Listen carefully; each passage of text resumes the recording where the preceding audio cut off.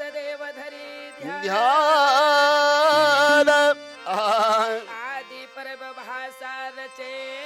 बाबा बाबा औ सबल सिंह चौहान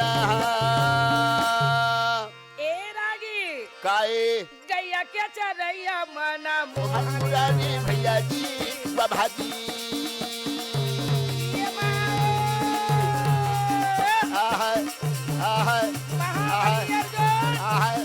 भगवान कन्हैया की आज बहनी सहोत्रा बाबा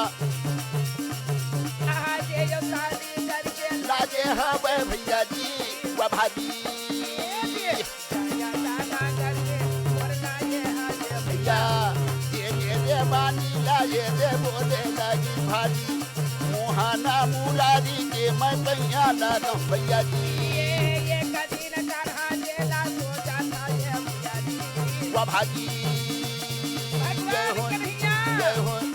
आज सहोत्रा को जाता नगर में पहुंचा के चले गए आगे एक समय की माता सहोत्रा हाँ हाँ यहाँ जे वो ये दे मन में पूरन करे भैया जी भाजी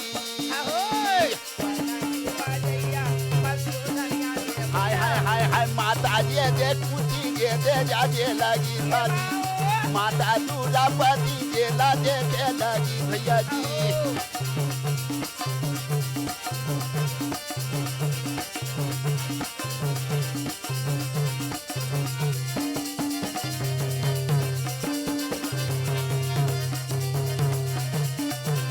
हाय हाय माता दूल्हा पति कुची देखे लगी भैया कैसे पारा नामा ये दे करन लागर भारी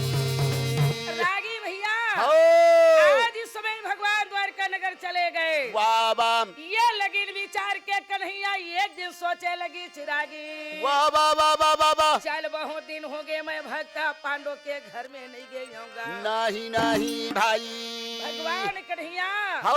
द्वारका नगर से फिर जाए तो नगर में आए लगी जय जय महारानी देवी द्रौपदी सुभद्रा मैया ये समय आज भैया ला देख के सुंदर के साथ भोजन बनाए लगी अति प्रसन्न होए लगीन भाई भोजन बनाने के बाद पांडव नरे हाओ और भगवान कन्हैया को भोजन दे है जय जय भोजन खाने के बाद हाँ, हाँ। और बंसी बजैया सागी जट बोला ना लगिए दाई का होगे भगवान का होगे बोले लगी कन्हैया हाँ हाँ बोले चलो चला या जे भैया का बन चलाया चंदाई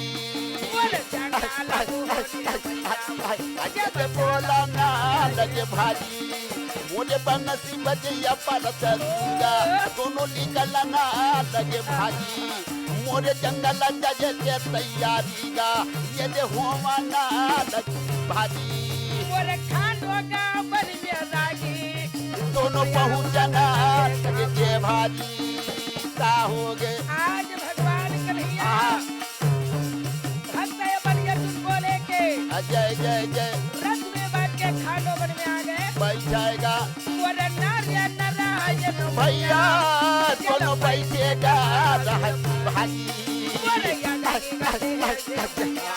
चलाना लगे भाजी जिन जगमग यगनिक देवता का ब्राह्मण रूपेला घर भाजी मोरे कृष्ण कन्हैया के जगमा ये दयावाना लगे भाजी